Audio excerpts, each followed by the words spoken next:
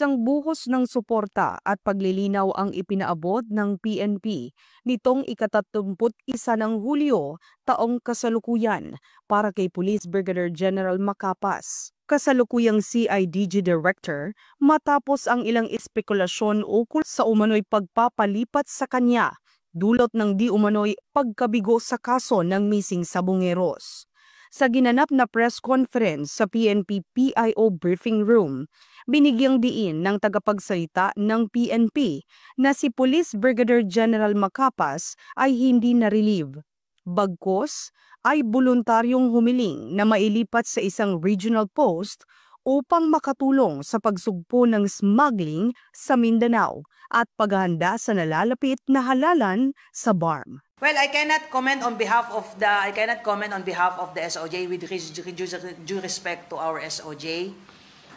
The Chief PNP visited the Department of Justice last Tuesday, if I'm not mistaken, for a separate meeting. It was a chance encounter doon na monitor na nandoon ang ating Chief PNP and he paid courtesy call sa ating as a courtesy.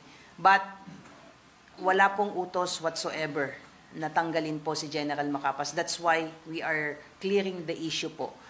So kung mayroon man po bang nirelieve as a result ng bungling ng kaso po na ito, definitely it's not General Macapas.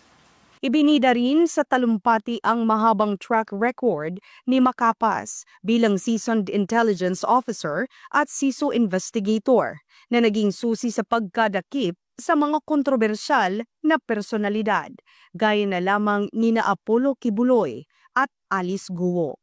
Bagaman alam niyang hindi na siya maipopromote sa mas mataas na ranggo, tinanggap ni Macapas ang responsibilidad bilang CIDG Director, bilang isang good soldier, aniya ng PNP.